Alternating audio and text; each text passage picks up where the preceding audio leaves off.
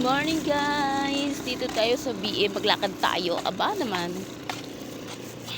Naalala ko nakaraan guys. Naglakad nga pala ako dito sa Bintorello. Dito sa BM. Hanggang doon sa may pagitan ng Santa Monica to Siksikan. Ay kalayo! Oh my God! Sinong napagod? Eh di ako rin. Napagod lang ako maglakad guys.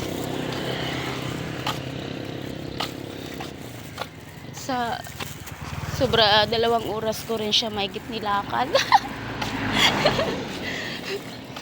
Maglakad ka pa ha?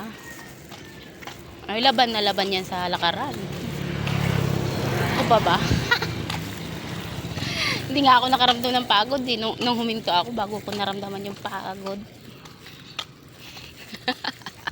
Ah. Wala lang, trip ko lang kasi maglakad guys. Ganun talaga pag naano ka.